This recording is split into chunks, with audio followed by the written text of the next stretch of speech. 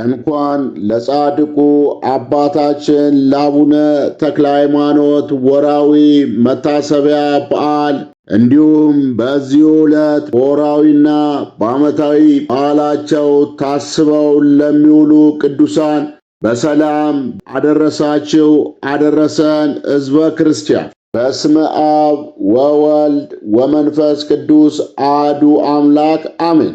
በዕለተ ረቡዕ የሚጸለየውን የጻድቁ አባታችንን የአቡነ ተክለ ሃይማኖትን ገድል አሁን ማንበብ መጸለይ እንጀምራለን። ምዕራፍ 34 ከ3 ዓመት በኋላ በዚህ ገዳም ሳለ 3 ጊዜ ተክለ ሃይማኖት ብሎ ከሰማይ ቃል ጠራው። ክቡር አባታችንም አቤቱ እኔ አገልጋዬ አለው የእግዚአብሔር ቃል እንደሆነ አውቋልና እንደ ቀድሞ ብዙ ምርኮ ታስገባልኝ ዘንድ እንግዲህ ተነስተ ወደ ዳሞት ሂድ አለው። ብዙዎችን ሰዎች ከአምልኮ ጣዖት ወደ አምልኮተ እግዚአብሔር ትመልሳቸዋለህና በዚህም ባለበት ቦታ በመንፈስ ቅዱስ በሚወለድ በልጅ በታዲዮስ እጅ ታላቅ ገዳም ይሠራል። ከጥቂት ቀን በኋላ ወደ ቤት ትመለሳለህ። እየተጋደልክ በሠራው ስለ ፍጹም ድካም በዚህ ቦታ ሴቶችም ወንዶችም ልጆች ይበዛሉ ብሎት የሚናገረው ቃል ዝም አለ። መዋዕለ ጾሙን ከፈጸመ በኋላ ክቡር አባታችን ተክለ ሃይማኖት ተመልሶ ወደ አገር ገብቶ የከተታን ሰዎች ሁሉ ሰብስቦ እኔ ፈጣሪ ወዳዘዘኝ ቦታ እሄዳለሁና ባስተማርኳችሁ ትምህርት ክርስቶስን በማመን ጸንታችሁ ኑሩ። እርሱ ቢፈቅድልኝ ኋላ ወደ እናንተ እመለሳለሁ አላቸው። የአገሩ ሰዎች ሁሉ አባታችን ሆይ ለማን ጥለን ትሄዳለህ? አዲስ አማኞች ነንና ከሃይማኖት ዝናብ ማን ያጠጣናል? ከሚያቃጥል ከቆላዋይ ውስጥ ነንና በነፍስ በሥጋ የሚጠብቅ እንደ አንተ ያለ አባት የት እናገኛለን? እያሉ አለቀሱ። ክቡር አባታችን ተክለ ሃይማኖት የፈጣሪን ትእዛዝ ላፈርስ ይቻለኛልን? ልቦናዬንስ ለምን ትሰብሯታላችሁ? እናንተስ እግዚአብሔርን በማመን ጸንታችሁ ኑሩ። እርሱ የምትወዱትን ሁሉ ያደርግላችኋል። በእግዚአብሔር ያመነ ምንም አያጣምና አላቸው። በስሙም ያመነን ሰው ክፉ ነገር አያገኘውምና በመከራ ይፈተኑታል፣ ከመከራም ይድናል እንጂ እግዚአብሔርን በአምልኮ ፈልጉት፣ ጸንታችሁ ትኖራላችሁ። ሁልጊዜ ገጸ ረድኤቱን ፈልጉ፣ በፍጹም ልቦናችሁ ውደዱት፣ በፍጹም ሰውነታችሁ እግዚአብሔርን እንዲህ እየወደዳችሁት እናንተም እርስ በርሳችሁ ተፋቀሩ። እርስ በርሳችሁ በመዋደዳችሁ የክርስቶስ ወገኖች እንደሆናችሁ ሁሉም ያውቃችኋል። ጸብ፣ ክርክር ካላችሁ ግን ሥራችሁ የቀና አይሆንም። ከእናንተ አንዱስ እንኳን እርኩስ ለሚሆኑ ለጣዖታት የሚሰግድ አይኑር። በእሳት የሚያሟርት መድኃኒት የሚቀምም የሚያስጠነቁል የሚያሟርት መድኃኒተኛ ሟርተኛ ሙት በመጥራት ሙት በማስነሳት ሙት በመጠየቅ ዲዳን ደንቆሮን በመጠየቅ ይህን ሁሉ የሚሠራ ሰው በእግዚአብሔር ዘንድ እርኩስ ነውና አስቀድሞ ያስተማርኋችሁን ጠብቁ። የእግዚአብሔርን ሕግ ከመጠበቅ የሚጣፍጥ የሚጥም የለም፣ ስሙን ከመፍራት የሚሻል የለምና ነገሬን ኋላ ታገኙታላችሁ አላቸው። በሥጋ ብትለየን በመንፈስ አትለየን፣ በእግዚአብሔር ዘንድ መመኪያ ነህና። ይህን ብለው ጽኑ ለቅሶ እያለቀሱ ሸኝተው ሰደዱት። ክቡር አባታችንም ጎዳናውን ይዞ ሄደ። ሲሄድም ለእጁ በትር ለእግሩ ጫማ አልያዘም። በዚያች ቀን ባደረበት ቦታ ጌታችን ኢየሱስ ክርስቶስ ታይቶ ተነጋገረው። ወዳጄ ተክለ ሃይማኖት እኔ ከአንተ ጋር ስላለው በሄድክበት ሁሉ አትፍራ። ወደምትሄድበት ሁሉ የምትቀመጥበት የብርሃን ሰረገላ ይሁንልህ። ወንጌልን እያስተማርክ ሕዝቡን በእኔ ስም አሳምን። ይህንንም ከነገረው በኋላ ከእርሱ ተሰወረ። ከዚያች ቀን ጀምሮ በሰረገላ ብርሃን እየተቀመጠ ይሄድ ጀመር። ጌትነቱን የምትናገር ወንጌልን የሸዋን ክፍለ አገርን ሁሉ እየዞረ አስተማረ። ወደ እነ ስድስቴ ወርዶ ዊፋት ወደሚባል ወደ ታላቅ ተራራ ደረሰ። ወደ ተራራው በወጣ ጊዜ በላዩ አጋንንት ሲደነፉ አገኛቸው። ድምፃቸውም ወደ ሰልፍ እንደሚገባ እንደ ፈረስ ኮቴ ነው። እንደ ውሻ እንደ ጉርጥ ይጯጯዋሉ። አባታችን ተክለ ሃይማኖት ወደ እርሱ እስኪደርሱ ድረስ ዝም አላቸው፣ ጊዜው መሽቶ ነበርና። የአገሩም ሰዎች ያመልኳቸው ይሰግዱላቸው ነበር። ወደ እርሱም በደረሱ ጊዜ በመስቀል አማተበባቸው። ሁሉም በነፋስ ፊት እንዳለ ጢስ በነው ጠፉ። ብፁዕ አባታችን ግን ሌሊቱን ሁሉ በጸሎት በምስጋና አደረ። በነጋም ጊዜ የአገሩ ሰዎች እንደ ልማዳቸው ልዩ ልዩ የሆነ ምግብና መጠጥ እንዲሁም ያርዱላቸው ዘንድ ላሞች ይዘው መጥተው ብፁዕ አባታችን ወደ አለበት ወደ ተራራው ወጡ። ከዚያ በደረሱ ጊዜ ይሰግዱ ጀመር። ብፁዕ አባታችንም እነዚህ ሰዎች የሚያደርጉትን ያይ ዘንድ ተነሳና ላጋንንት ሲሰግዱ አያቸው። በመንፈስ ቅዱስ ፍቅር እሳትነት ልቦናው ነደደ። በአራቱ ማዕዘን በመስቀል እያማተበ በስመ አብ ወወልድ ወመንፈስ ቅዱስ ብሎ አሰምቶ ተናገረ። እነዚህም ሰዎች ግሩም ከሚሆን ከቃሉ ጩኸት የተነሳ ደንግጠው እንደ ድንጋይ ሆኑ። ብፁዕ አባታችን ሰማይን ምድርን በሰማይ በምድርም ያለውን ሁሉ ለፈጠረ ለእግዚአብሔር መስገድ ትታችሁ ለርኩሳን አጋንንት ለምን ትሰግዳላችሁ? አላቸው። እነርሱም በፍጹም ፍርሃት ደንግጠው አቤቱ ከሆነ ጀምሮ እንዲህ ያለ ስም የሰማንበት ጊዜ የለም አሉት። በብፁዕ አባታችንም ቀድሞስ ያለ ዕውቀት አደረጋችሁት። ዛሬ ግን እንዳትጠፉ ለእግዚአብሔር ስገዱ። ለርኩሳን አጋንንት የሚሰዋ ሁሉ ከወገኑ ጋር ፈጽሞ ይጠፋልና አላቸው። ብንተወው ፈጣሪያችን ዝም ይለናልና። በዚህ ካልሰገድንለት ካልሰዋንለት ወንዶችንና ሴቶችንም ልጆቻችንን ይገድልብናል፣ ገንዘባችንን ሁሉ አገራችንንም ያጠፋብናል። ስለዚህ እንገዛለታለን አሉት። ክቡር አባታችን ተክለ ሃይማኖትም እኔ አየው ዘንድ ወዴት አለ አላቸው። በሌሊት ነው እንጂ ቀን አይታይም አሉት።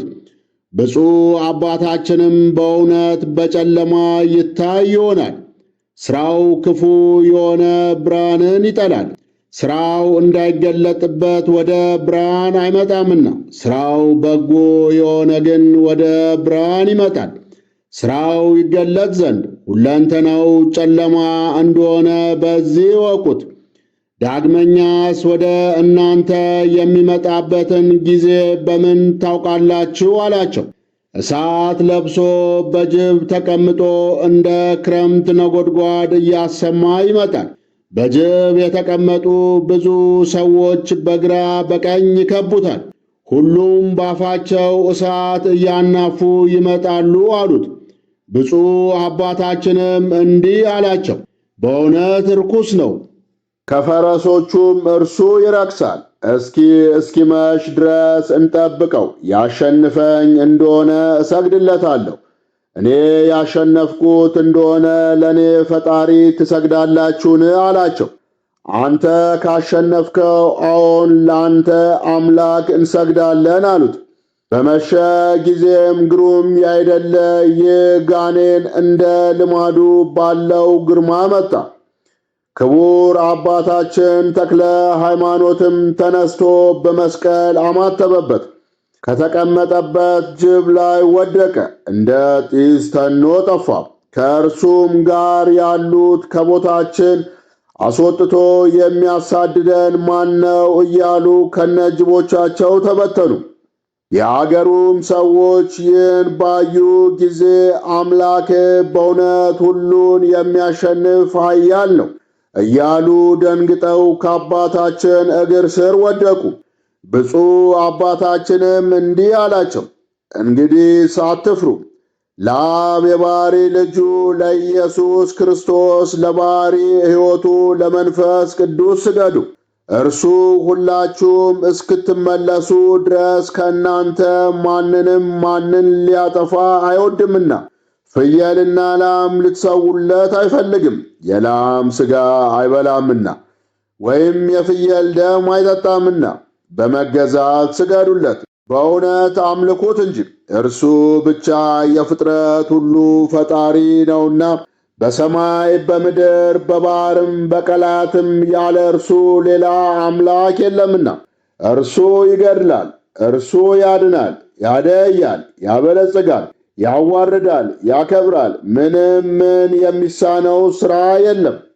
ለእንደዚህ ያለውን ንጉሥ እመኑበት የዘላለም ሕይወት ታገኙ ዘንድ። ይህን የመሰለውን ሁሉ ብፁዕ አባታችን እስኪነጋ ሲያስተምራቸው አደረ። እነዚህም ሰዎች ድል የነሳው አምላካችን አንተ ከእኛ ዘንድ ከሄድክ ይገድለናል፣ ገንዘባችንን አገራችንን ያጠፋብናል፣ ምን እናደርጋለን አሉት። ክቡር አባታችን ተክለ ሃይማኖት ፈጽማችሁ በእግዚአብሔር ካመናችሁ በምንም አያሸንፋችሁ። ይህ ጋኔን ደካማ ነውና ሲያሳምማችሁ ኖረ። ወንዶች ሴቶች ልጆቻችሁን አገራችሁንም ገንዘባችሁንም ያጠፋባችሁ ነበር። ዛሬስ ሄዳችሁ ለአገሩ ሰው ሁሉ ንገሩ፣ የታመመበት በሽተኛውን ሁሉ ይዞ ይምጣ። የፈጣሪን ኃይል ታዩ ዘንድ እርሱ ሳትጥሩ ዋጋ ሳትሰጡት ያድንላችኋልና። እነርሱም ደስ ብሏቸው ተነስተው ወደ ቤታቸው እየሮጡ ሄደው ለአገሩ ሰው ሁሉ ነገሩ። የአገሩም ሰው ሁሉ ደስ እያላቸው ተሰበሰቡ፣ በሽተኞችንም ሰበሰቡ። ቁጥራቸውም 12 አንካሳ፣ 13 ጎባጣ፣ 7 ጋኔን የሚጥላቸው 10 ዕውራን ነበሩ። በአልጋ እየተሸከሙ አመጧቸው። ገና ከአባታችን ከተክለ ሃይማኖት ዘንድ ሳያደርሷቸው በሩቅ ባዩት ጊዜ አንተ ክፉ ሰው፣ የከተታ የጽላልሽን አውራጃ የተውንልህ አይበቃምን? ከዚህም ልታሳድደን መጣን እያሉ ያደሩባቸው አጋንንት ጮኹ። ዘውትር እንዲህ እየፈጠንክ ስትሄድ በእግርህ ነው ወይስ በነፋስ ትቀመጣለህንም? ከአንተ የምንሸሽበት አጣን። አሁንም መከራ አታጽናብን፣ ወደን እንሄዳለን አሉ። ብፁዕ አባታችንም የተሸከሟቸውን ሰዎች ፈጥናችሁ ወደ እኔ አምጧቸው አላቸው። ወደ እርሱ ሲያመጧቸው ያደሩባቸው አጋንንት ጮኹ፣ እንግዲህ ወደዚች አገር አንመለስም እያሉ በመማል በጥቁር ባሪያ አምሳል እየወጡ ሄዱ። ዝንጀሮ መስለው ይወጡ አሉ። ሸሽተው ከዱር ከገደል ገቡ። ድውያኑም ዳኑ፣ ዕውራኑም አዩ። ከዚያም ያሉ ሰዎች ይህን ታምር ባዩ ጊዜ አባታችን በረከትን እንቀበል ዘንድ ባርከን እያሉ ከተክለ ሃይማኖት እግር ስር ወደቁ። እኔስ በፈጣሪ ስም አምናችሁ ሳትጠመቁ በረከትን አልሰጣችሁም፣ የአጋንንት ወገኖች ናችሁና አላቸው። የዳኑትም የአገሩ ሰዎች አባታችን ያዘዝከንን ሁሉ እናደርጋለን አሉ። በእግዚአብሔር ስም አምናችሁ ትጠመቁ ዘንድ አዛችኋለሁ አላቸው። ሁሉም ተነስተው አጥምቀን አሉትና በአብ በወልድ በመንፈስ ቅዱስ ስም አጠመቃቸው። ቤተ ክርስቲያንን ስሩ ብሎ አዘዛቸውና ሰሩ። በውስጧም የጌታችንን የኢየሱስ ክርስቶስ ቅዱስ ሥጋውን ክቡር ደሙን አቀበላቸው። በዚህን ጊዜ የመላእክት አለቃ በዲያቆን አምሳል ይራዳው ነበር። በእነርሱ ዘንድ ልዩ 3 የሚሆኑ የቅድስት ሥላሴን ሃይማኖት እያስተማረ 9 ወር ተቀመጠ። ከ9 ወር በኋላ የመላእክት አለቃ ቅዱስ ሚካኤል ብፁዕ አባታችንን እግዚአብሔር ያከበረ ተክለ ሃይማኖት ተነስ አለው። ፈጣሪ ያዘዘን ማድረግ ቸል አትበል። ስለዚህ ነገር የአገሩን ሰዎች ሰብስቦ ባስተማርኋችሁ ሃይማኖት ጽኑ፣ እርስ በርሳችሁ ተፋቀሩ፣ እንግዳ መቀበልን አትዘንጉ፣ እኔ ፈጣሪ ወደ ላከኝ እሄዳለሁና አላቸው። የአገሩም ሰዎች ይህን ሰምተው አባታችን አስተማሪያችን ለማን ትተን ትሄዳለህ እያሉ ብዙ አለቀሱ። ጽኑ ለቅሶ እያለቀሱ ሸኝተው ሰደዱት። ብፁዕ አባታችንም በብርሃን ሰረገላ ተቀምጦ ሄደ። የእናርዕትን አውራጃ ሁሉ እያስተማረ የጣዖትን ቤት አፈረሰ።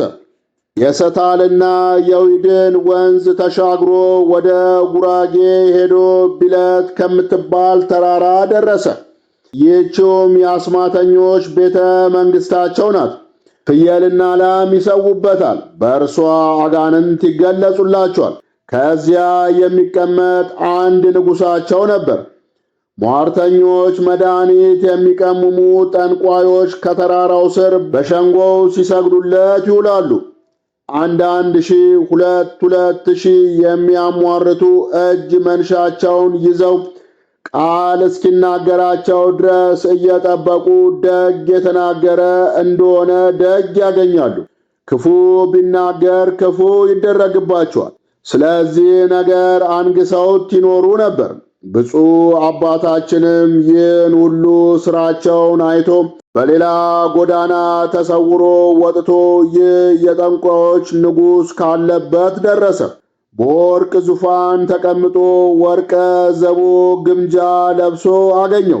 ፊቱን ጸፍቶ ከዙፋኑ ገልብጦ ጥሎ አንገቱን ረግጦ ደረቱ ላይ ቆሞ አንተ ክፉ የዲያብሎስ የግብር ልጁ የአጋንንት ወንድማቸው ክርስቶስ በደሙ የዋጀላቸውን ሕዝብ ለምን ታስታለህ? አለው። ይህም የጠንቋዮች ንጉሥ የሚናገረውን አጣ። መብረቅ ከሰማይ ብልጭ ብሎ የጣለው መሰለው እንጂ ብፁዕ አባታችን ወደ እርሱ በገባ ጊዜ አላየውም ነበርና። አሽከሮቹ ግን ብፁዕ አባታችንን ይዘው ከወዴት መጣ? በምን ሥራ ከዚህ ደረስክ? ማን አውጥቶ ከቤተ መንግሥት አገባ? እያሉ ደም ካፍንጫው ካፉም እስኪወርድ ድረስ ፊቱን ጻፉት። ወፍራም ወፍራም የብረት በትር አምጥተው አጥንቱ እስኪደቅ ድረስ መቱትና ያን ጊዜ ሞተ። የዱር አራዊት ይብሉት ብለውም በድኑን አንስተው ከተራራው ስር ጣሉት። የመላእክት አለቃ ቅዱስ ሚካኤል መጥቶ ተክለ ሃይማኖት ጉዳት የለብም ተነስ ብሎ ጠራው። ብፁዕ አባታችንም የተኛ ሰው እንደሚነሳ ፈጥኖ ተነሳ። ቁስሉን ዳሶ ከደዌው አዳነው። መከራ ፈጽሞ እንዳላገኘው ሆኖ ዳነ። ይህንን ሟርተኛ አንተ ድል ታደርገዋለህና ሄደ ተዋጋው አለው። ብፁዕ አባታችንም በመንፈስ ቅዱስ ኃይል ጎልምሶ ሄዶ ወደ ተራራው ላይ ወጣና ይህን የጠንቋዮችን ንጉሥ በወርቅ ዙፋን ተቀምጦ አገኘው። ይህ የጠንቋዮች ንጉሥ ግን ብፁዕ አባታችን ቅዱስ ተክለ ሃይማኖት ወደ እርሱ ሲገባ አየውም፣ ፊቱን ሲመታው ያየዋል እንጂ። በዚያችም ቀን ዳግመኛ አባታችን ተክለ ሃይማኖት ንጉሣቸውን ፊቱን ጸፍቶ ከዙፋኑ ጣለው። አልጋውን አንስቶ በላዩ ሰበረው። ይኸውም የጠንቋዮች ንጉሥ አሽከሮቹን እነሆ የትናንትናው ሰው ሲገድለኝ ለምን ዝም ትላላችሁ እያለ ጮኸ። ባሮቹም በወዲያና በወዲህ እየሮጡ ቢገቡ ብፁዕ አባታችን ተክለ ሃይማኖት ጌታቸውን ሲመታ አገኙት። ፈጥነው ይዘው የብረት አለንጋ አምጥተው ብፁዕ አባታችን ተክለ ሃይማኖትን የጎኑ አጥንት እስኪታይ ድረስ ገረፉት። ዛሬስ አንግደለው፣ ቀድሞ እንመርምረው ተባባሉና ከወዴት መጣ? አገርስ ወዴት ነው? ትላንት አልገደልንምን? ዛሬ ማን አስነሳ? ከእኛ መድኃኒት ያንተ መድኃኒት ይበልጣልን? አሉት። ክቡር አባታችን ተክለ ሃይማኖት በእውነት ከእናንተ ፈጣሪ የእኔ ፈጣሪ ይጸናል። እኔ መድኃኒት አላውቅም፣ የእናንተን መድኃኒት ላጠፋ መጥቻለሁ እንጂ አላቸው። አገር ወዴት ነው? አሉት። ብፁዕ አባታችን ተክለ ሃይማኖትም አገሬን ለውሾች እናገራለሁን? ነገር ግን ውሾች ከእናንተ ይሻላሉ፣ ጌታቸውን ያውቃሉና አላቸው። ይህን ባላቸው ጊዜ የውስጥ ዕቃው እስኪታይ ድረስ ሁለተኛ ገረፉት። ደሙም እንደሚፈስ ውሃ ወረደ፣ አካሉም እንደ ሥጋ ተቆራረጠ፣ ለሞትም ደረሰ። አንስተው ወደ ገደል ጣሉት። የመላእክት አለቃ ቅዱስ ሚካኤል ግን እንደ ቀድሞ ፈጥኖ አነሳው። እንዲህ እያደረገ እስከ 40 ቀን ድረስ ከእነርሱ ልዩ ልዩ የሆነ መከራ እየተቀበለ ተቀመጠ። በእነዚህም በ40 ቀኖች እህል ውሃ አልቀመሰም። ብዙ መከራ ደረሰበት። ከእነዚህ ከክፉ ሰዎች የደረሰበት ራብ፣ ጥም፣ መመታት፣ መገረፍ ናቸው። ወደ ደህንነት ጎዳና ሊመልሳቸው ቢጥር እነርሱ ግን ከክፉ ሥራቸው ሊመለሱ አልቻሉም። ከ40 ቀን በኋላም ብፁዕ አባታችን እንደ ደረቅ ድንጋይ የሕሊናቸውን ጽናት የልቦናቸውን መደንደን አይቶ ወደ እግዚአብሔር ለመነ። ጌታዬ ኢየሱስ ክርስቶስ በአገሬ ሳለው የታየኝ አንተ ነው። አዲስ ሐዋርያ አድርጌአለሁ፣ ወደ አዲስ አማኞች እልካለሁ ያልከኝ አንተ ነህ። እኔ በምሄድበት በማድርበትም በትእዛዝ ጸንቼ እኖራለሁ እያለ ለመነ። ዛሬም አንተን ወደማያውቁ ሕዝብ ደረስኩ። ብዙ ክፋት አደረጉብኝ። እኔም አንተ እያጸናኝ በስምህ ስለተጠራው ብዙ መከራ ተቀበልኩ። ዛሬ ግን ብዙ ታመምኩ። ከእውነት ከወጡ ከእነዚህ ሰዎች ፈርደ አድነኝ። እንደ አቤሮንና እንደ ዳታን ተከፍታ ትውጣቸው ዘንድ ምድርን እዘዛት። እንደ ቆሬ ልጆች ከተማ እሳት ታቃጥላቸው ዘንድ በእነርሱ ላይ ኃይልን ግለጥ። የጋለ ቃል ግን ለእኔ ለአገልጋይ ይከራከርልኝ እያለ ለመነ። እንዲህ እያለ ከጸለየ በኋላ ወደ ተራራው ወጣ።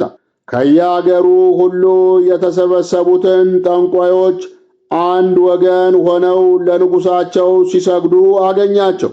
ብፁዕ አባታችን ተክለ ሃይማኖትም ከመካከላቸው ገብቶ ቆመና፣ አንቺ ምድር እነዚህን ክፉዎች ሰዎች ተከፍተሽ ትውጫቸው ዘንድ በእኔ ቃል ያይደለ በእግዚአብሔር ቃል አዝዤሻለሁ እያለ አሰምቶ ተናገረ።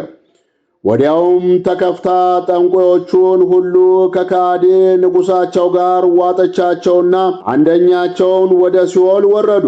ብፁዕ አባታችንም ይህን አይቶ እግዚአብሔርን አመሰገነ። ገጸ ረድኤት በእኛ ላይ ተገለጸ። ዛሬ ልቦናዬን ደስ አሰኘው። በእውነት የአማልክት ፈጣሪ አንተንም፣ የነገሥታት ገዢ አንተንም።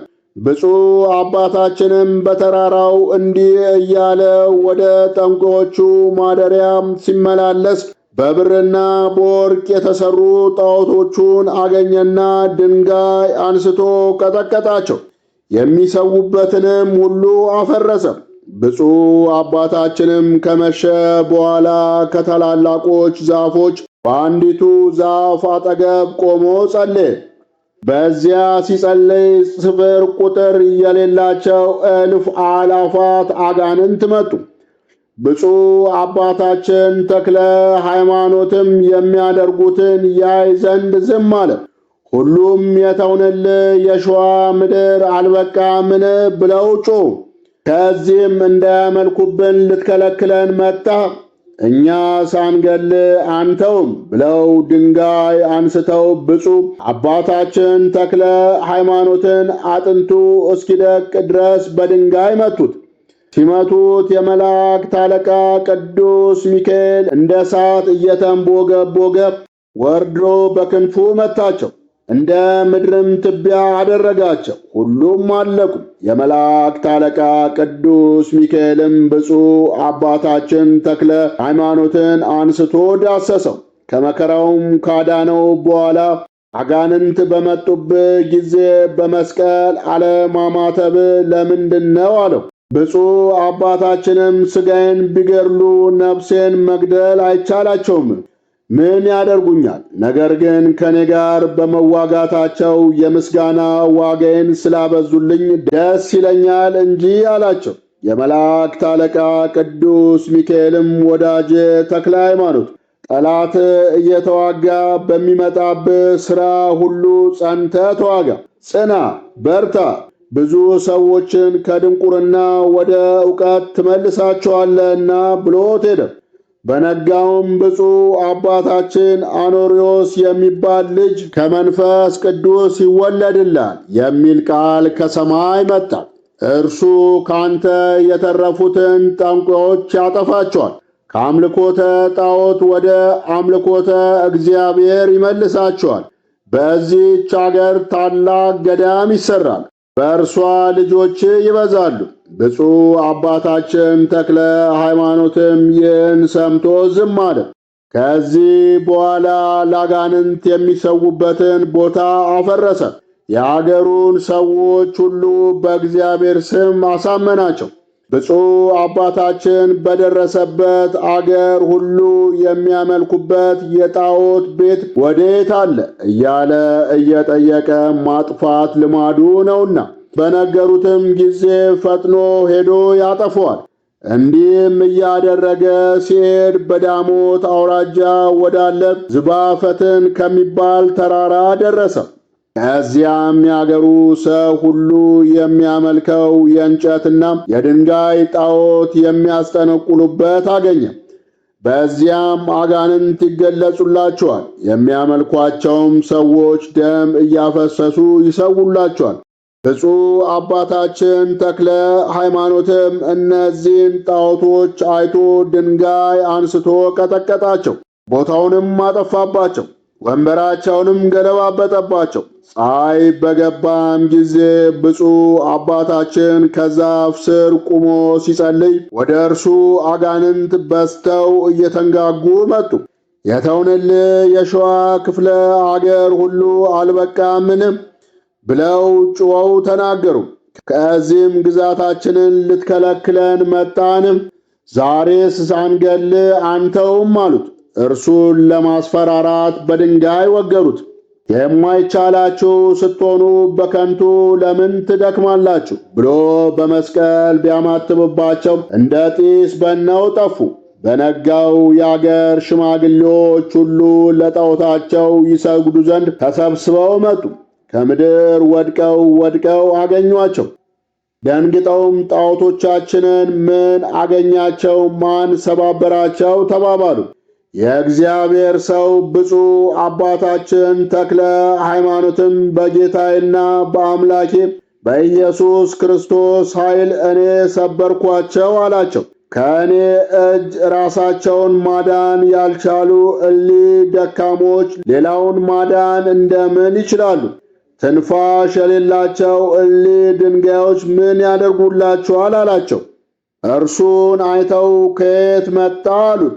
ብፁዕ አባታችን ተክለ ሃይማኖትም እኔስ ከጌታዬ ከኢየሱስ ክርስቶስ ታዝዤ የምትስቱባቸውን የጣዖቱን ቤት መስገጃችሁን አፈርስ ዘንድ ከአገሬ መጣው አላቸው። ጌታ እስከላከ እስኪ ከእኛ እጅ ሲያድን እናያለን አሉት። ጣዖቶቻችንን እንዳጠፋ አንተንም እናጠፋለን ብለው ይዘው ደበደቡት። ነፍሱ ከሥጋው ለመለየት እስክትደርስ ድረስ መከራ አጸኑበት። እኩሌቶቹ ንጉሡ የሚያመልካቸው ጣዖቶች ሰብሯልና ንጉሡ ሳያውቅ አንግደለው አሉ። አጽንተው አሰሩት። ከእነርሱ አንዱ የዳሞት ገዢ የሚሆን ቀፈረደውም የሚባል ሰው ወሰደው። ለዚህም ለአገረ ገዢው ጋኔን የሚጥለው ልጅ ነበረው። ይህም አገረ ገዢ ወደ ቤቱ ለመግባት ሲመለስ ልጁ ሊቀበለው መጣ። ያን ጊዜ ጋኔኑ በሰው ሁሉ ፊት ጣለው። ሁሉም ደነገጡ። ፍስሐ ጽዮንን እኔ ካንተ ምን አለኝ ብሎ ሰይጣኑ ጮኸ። አዲሱ ስምንስ መጥራት አይቻለኝም። መከራ ታጸናብኝ ዘንድ ከዚህ ማን አመጣ? ቀድሞ የሸዋን ክፍለ አገር ሁሉ ተውኩልህ። እነዚህ አልበቁም። በሄድኩበት እየተከተልክ ከየአገሩ አስወጥተህ ሰደድከኝ። ዛሬም ከዚህ መጣሁ። በአንድ አገር የማታርፍ አንተ ክፉ ሰው፣ ካንተ ወዴት እሸሻለሁ? ወዮልኝ! እኔና አንተ እስክንሞት ድረስ ስንዋጋ እንኖራለን። ዝም ካላልክስ በሞተ ለሚ ልብ አድሬ ወደ ገደል ይጥላል፣ ከዚያም ትሞታለህ። እኔም ካንተ አርፋለሁ አለው። አገረ ገዢውም ይህን ነገር ሰምቶ ደንግጦ ከስራቱ ፈታው። በፊቱ ወድቆ እጅ ነሳው። እግዚአብሔር የሚሉት የሰማይ ፈጣሪ አንተ ነህን? አለው። ብፁዕ አባታችን ተክለ ሃይማኖትም እኔስ እሱን አይደለሁም የማመልከው የእርሱ ባሪያ ነኝ እንጂ አባቴ አምላክ የሚባለው ማን ነው? ሕይወት የማገኝበትን ሥራ ንገረኝ፣ ልጄንም አድንልኝ ባለው ጊዜ ብፁዕ አባታችን ተክለ ሃይማኖት ልጄን ባድንልህ በእኔ አምላክ ታምናለህን? አለው። አዎን ፈጽሜ አምናለሁ አለው። ብፁዕ አባታችን ተክለ ሃይማኖትም አንተ ርኩስ ሰይጣን በጌታዬ በኢየሱስ ክርስቶስ ስም ከዚህ ብላቴና ላይ ውጣ ብሎ እጁን አንስቶ በሕፃኑ ፊት ላይ አማተበ። ወዲያውም ገመድ ዝንጀሮ መስሎ ወጣ። እኔው እወጣለሁ፣ አትንካይ፣ በእጅ ባለ እሳት አታቃጥለኝ እያለ ጮኸ። ይህን ያዩ ሁሉ አደነቁ። ይህም አገረ ገዢ ደስ ብሎት ከነ ቤተሰቡ ከአገሩም ሰዎች ጋር በብፁዕ አባታችን ቃል በጌታችን በኢየሱስ ክርስቶስ ስም አመነ። በዚያች ቀን አንድ አምላክ በሚሆን በአብ በወልድ በመንፈስ ቅዱስ ስም አጠመቃቸው። አገረ ገዢውን ስሙን ገብረ ዋህድ አለው። ሚስቱንም ወለተ ዋህድ አላት። ልጁንም ተክለ ዋህድ አለው። የጻድቁ አባታችን የአቡነ ተክለ ሃይማኖት ገድል በዚሁ አያበቃም። እኛ ግን ለዛሬ በዚሁ አበቃን። የጻድቁ አባታችን የአቡነ ተክለ ሃይማኖት ረድኤት በረከታቸው ይደርብን፣ በጸሎታቸው ይማረን።